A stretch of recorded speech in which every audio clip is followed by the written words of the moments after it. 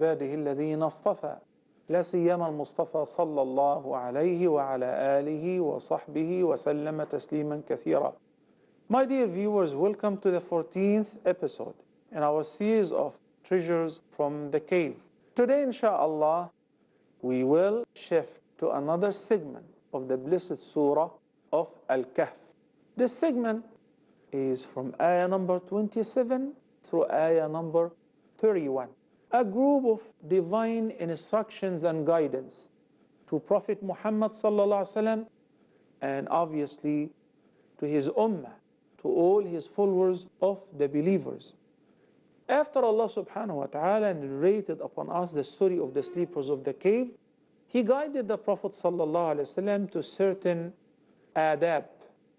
The first one was concerning the regular recitation of his words.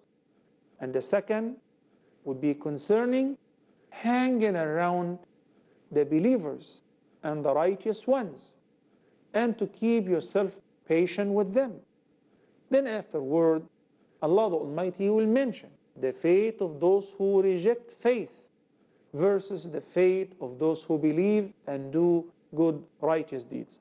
Let's take it from the first verse in the set of verses, verse number 27, in which Allah the Almighty said, وَاتْلُ مَا أُوحِيَ إِلَيْكَ مِنْ كِتَابِ رَبِّكَ لَا مُبَدِّلَ لِكَلِمَاتِهِ وَلَنْ تَجِدَ مِنْ دُونِهِ مُلْتَحَدًا.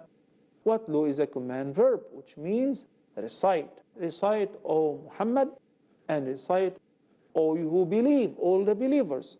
مَا أُوحِيَ إِلَيْكَ. But here the command specifically to the Prophet sallallahu alaihi wasallam, because the wahy was done to him. O Muhammad, recite whatever has been revealed unto you from your Lord, the Quran. لا مبدل لكلماته. None can change his words.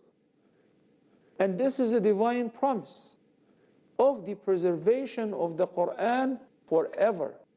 Similar to another promise that Allah the Almighty have delivered in Surah Al-Hijr in ayah number 9, when He said, إِنَّا نَحْنُ نَزَّلْنَا الذِّكْرَ وَإِنَّا لَهُ لَحَافِظُونَ. Most surely it is us who we send down the dhikr, Al-Quran, and most surely we shall preserve it. وَإِنَّا لَهُ لَحَافِظُونَ.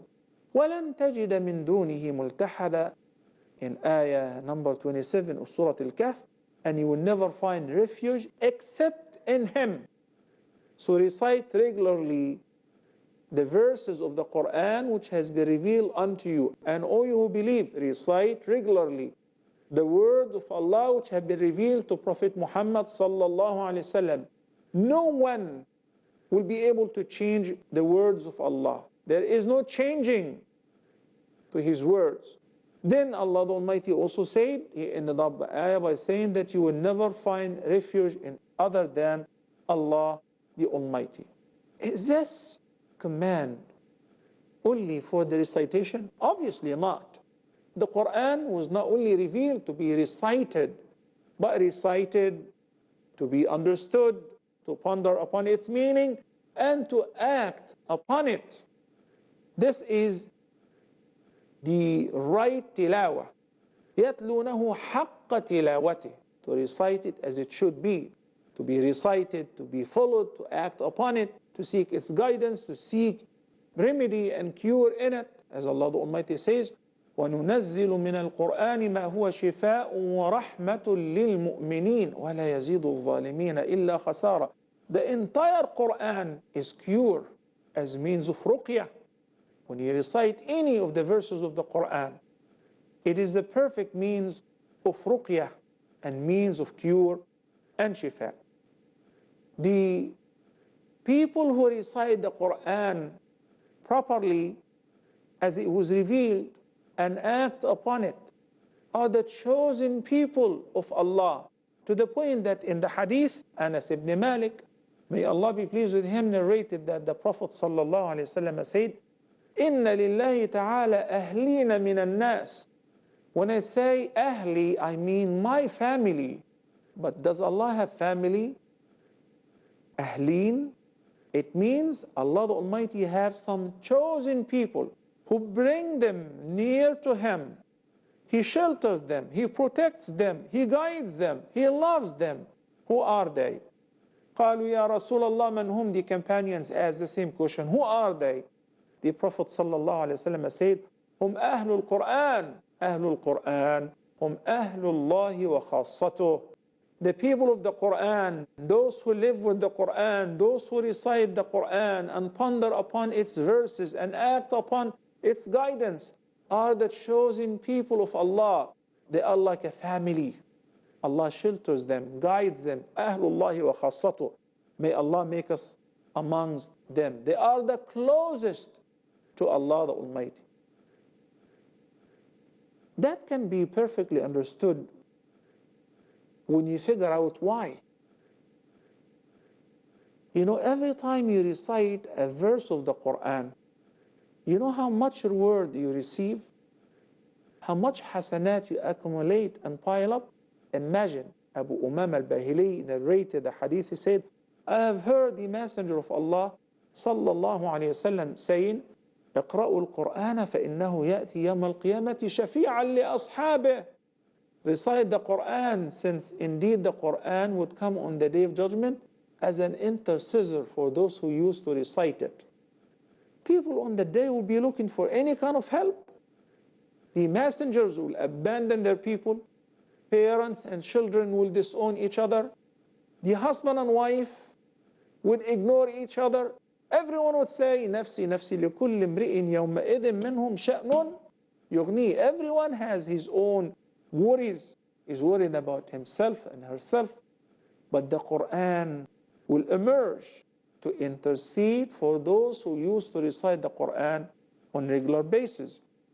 On the day of judgment, Allah the Almighty will say to the reciter of the Quran, whether the Hafiz or to the one who used to recite the Quran on a regular basis, it will be said to قارئ القرآن اقرأ وارتقي ورتل كما كنت ترتل في الدنيا.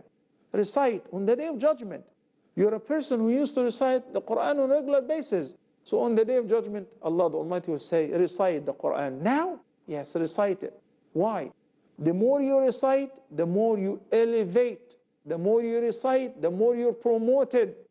وارتقي ورتل, and rise up, elevate, ascend. Ascend to where? To higher levels. Because your rank in paradise will be according to the last ayah that you used to recite in the dunya.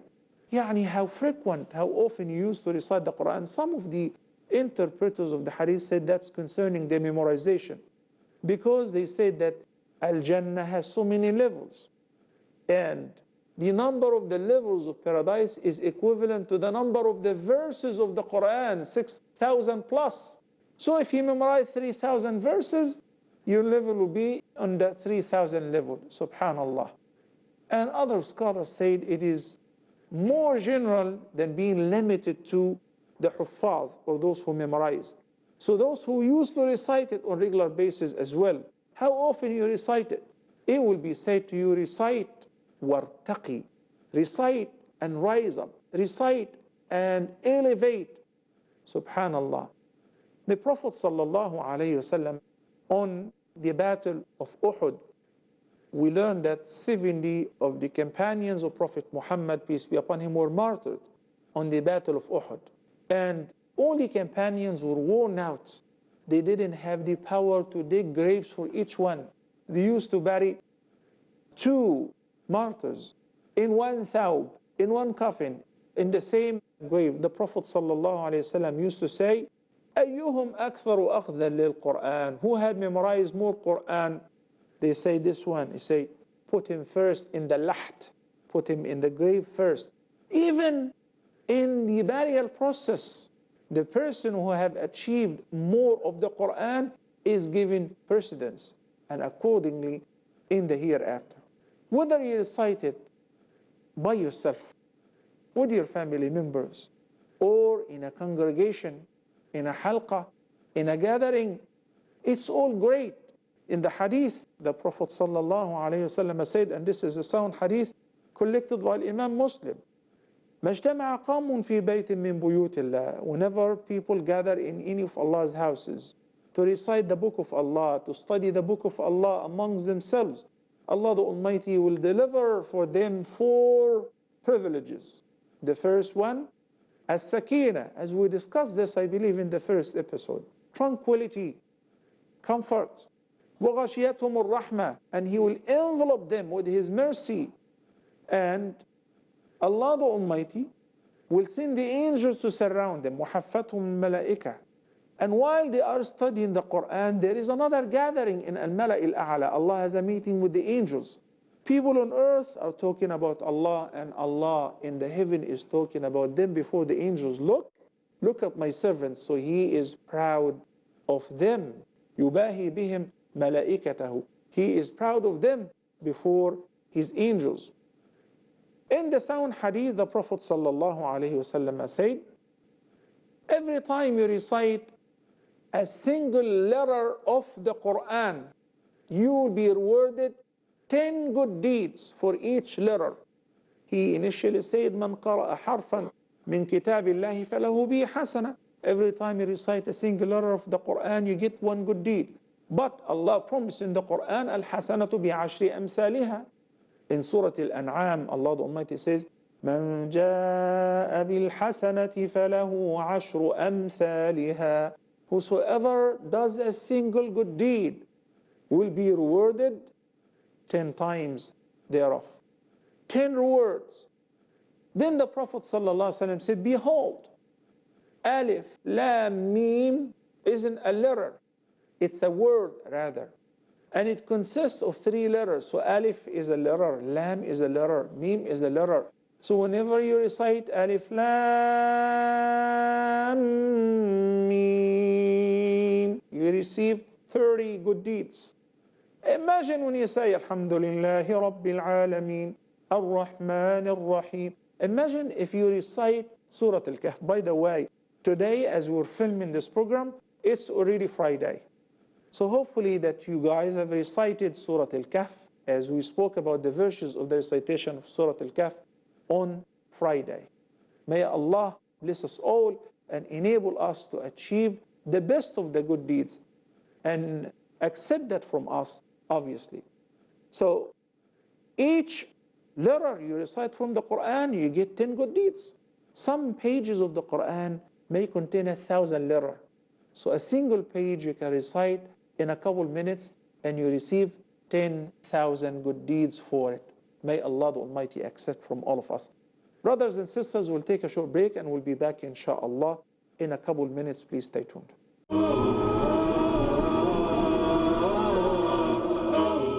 Assalamu alaikum. I'm Ahmed Ibn Saifuddin. You're watching Peace TV, the solution for humanity.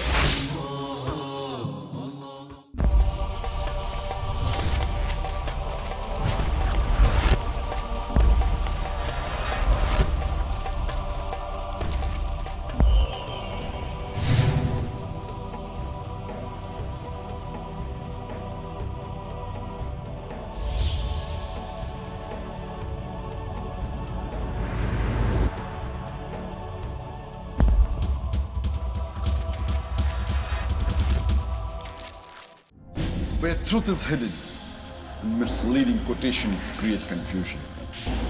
Where truth is hidden, lack of knowledge and wisdom cause upheaval and commotion. Where truth is hidden, manipulated scriptures and twisted facts emerge. This very hidden truth creates false propaganda, mayhem, chaos, disorder, and turmoil in our lives and the world order. But is there anyone with courage and wisdom? What is the truth and who has the courage to expose it?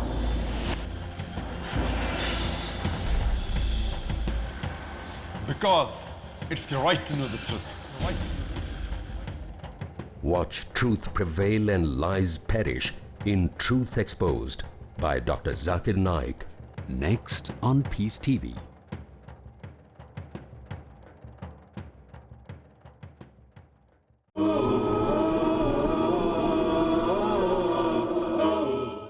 Assalamu alaikum wa rahmatullahi wa barakatuh, and welcome back.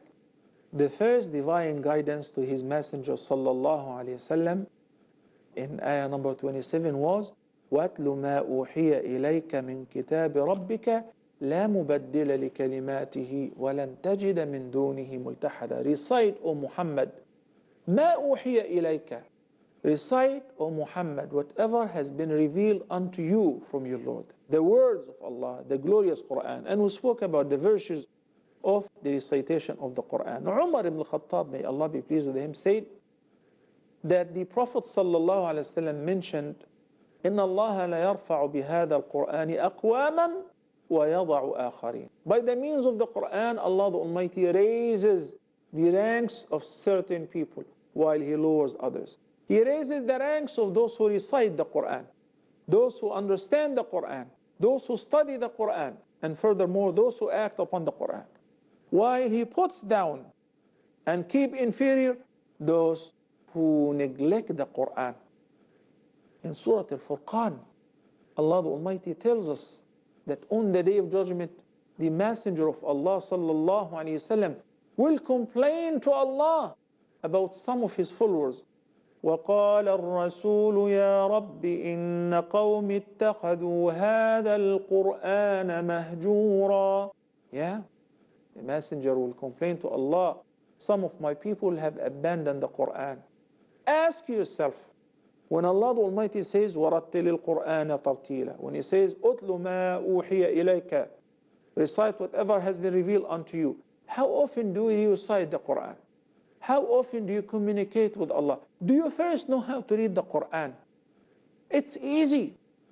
It's simple. Even if Arabic is not your mother tongue. Allah the Almighty says in Surah Al-Qamar 4 times, وَلَقَدْ يَسَّرْنَا الْقُرْآنَ لِلذِّكْرِ فَهَلْ مِن مُدَّكِرٍ. We have made indeed the Quran easy to be recited, to be understood, to be memorized, to be followed. So who is willing to pick up the offer? Allah have made it easy. And I've come across a lot of non-Arabs who recite the Quran better than those who are Arabs. And they know its meaning better than many of the Arabs. It is the word of Allah, your most beloved. So you have to make an effort in order to learn how to recite it and communicate with Allah by its means. The Prophet ﷺ said, the true superiority and betterness is for the person who learns the Quran and teaches it to others. خَيْرُكُمْ مَنْ تَعَلَّمَ الْقُرْآنَ وَعَلَّمَهُ.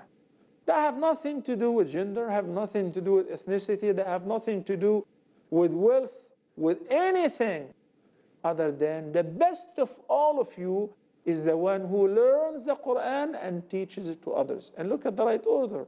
You cannot be learned unless if you seek knowledge. So you have to be patient. You have to take your time. And when you master the art of reciting the Quran and you know its meaning, now you can share this with others and you will receive a magnificent reward that will make you the best of the believers, as the Prophet ﷺ said. I understand that I'm speaking in English now, so many, if not most of the viewers do not know Arabic. That's possible. That's why the Prophet ﷺ never forgotten about them who will represent the vast majority of his ummah. The Arab are less than 18% of the entire Muslim population, which is exceeding 1.6 or 1.7 billion. Subhanallah, less than 18%. The Prophet ﷺ said in the hadith, which is collected by both Al-Imam al-Bukhari wa Muslim, مثل الذي يقرأ القرآن وهو حافظ له مع السفرة الكرام. The example of a person who recites the Quran, has memorized Quran, and mastered the art of the recitation of the Quran, وهو ماهر به, his rank is already there amongst the angels, the noble angels. He is as good as the angels. What about poor people who do not know how to recite the Quran, but they are making an effort, struggling? He said, وَمَثَلُ الَّذِي يَقْرَأُ الْقُرْآنَ وَهُوَ يَتَعَاهَدُهُ وَهُوَ عَلَيْهِ شَدِيدٌ فَلَهُ أَجْرَانِ. In another narration, وَيَتَتَعْتَعُ فِيهِ وَهُوَ عَلَيْهِ شَاقٍ. And the example of a person who recites the Quran, because his mother tongue, he is stuttering, he is struggling, he shall receive double reward. So if somebody is getting 10 good deeds for each letter, he gets 20, as long as he's making an effort. And indeed Allah will make it easy for him to recite and comprehend the Quran because he is making an effort. If we were to realize the significance and the privileges of learning an ayah or two, or memorizing them, we would definitely give precedence to the Quran. So we would not begin our day without reading Quran. We would not end our day up without reading Quran. Then the priority will be to set up some time during the day to learn new verses, to memorize some new verses, so that you memorize the Quran and you learn its meaning. Why? There is one hadith the Prophet ﷺ said, it's narrated by Uqba ibn Amr al-Juhani, may Allah be pleased with him. He said, once the Prophet ﷺ entered upon us, and they were sitting in the masjid, the poor companions of As-Suffah. And he said that to whom? To the poor companions of Ahlul Suffah, the very poor companions, they were homeless. He said, which one of you would like to go to Bathan or Al-Aqiq? These are two places were very famous of having like a sheep market, camel market, cattle market. فَيَأْخُذُ نَاقَتَيْنِ كَوْمَاوَيْنِ زَهْرَوَيْنِ بِغَيْرِ إِثْمٍ وَلَا قَطِيعَةِ رَحْمٍ.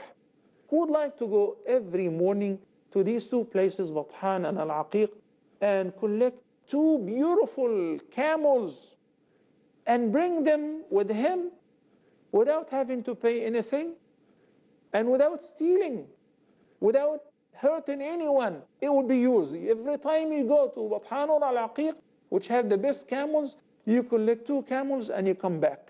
They all said, Kulluna ya Rasulullah, of course, all of us. Imagine if today they say that Mercedes is giving an offer that whoever will visit their car lot will be given a free Mercedes. Guess what? Even the handicapped people who do not drive will go. You know? Even people who are in the hospitals will go. Free Mercedes. Who wouldn't like to get a free Mercedes without having to make anything? There are no tricks, there are no hiddens and between the lines. No, none of the above. So they said, Kulluna ya Rasulullah, we would all love every day you collect two camels.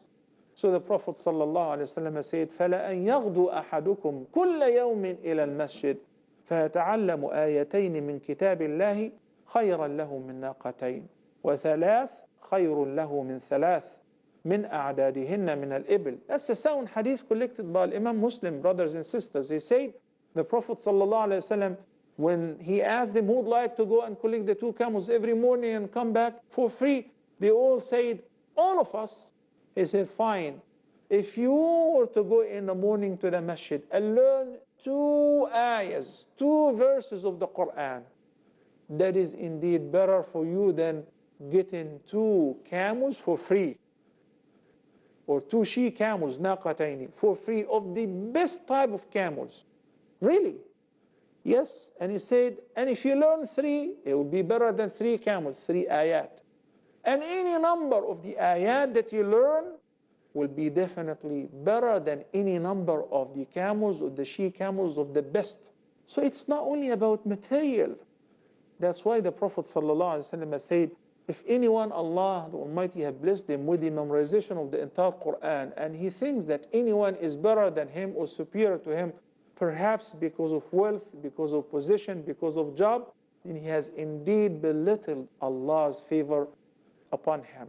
In the sound hadith, the Prophet ﷺ said, الصيام والقرآن يشفعان للعبد يوم القيامة. Indeed, fasting and the recitation of the Quran will intercede for the person on the Day of Judgment.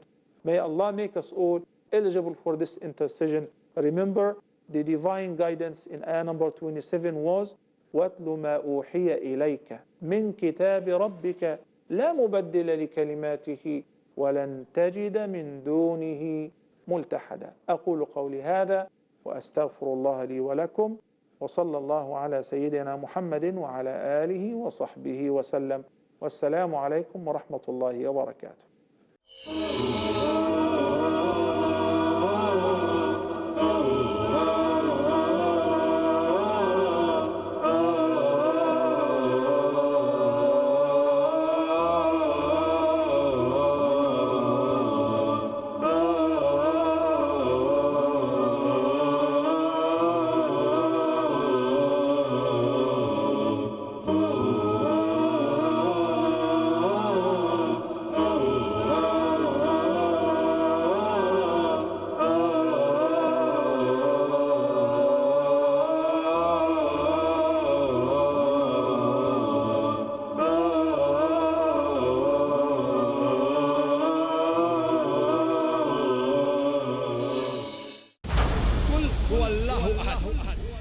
Say He is Allah, one and only. Allah, the absolute and eternal.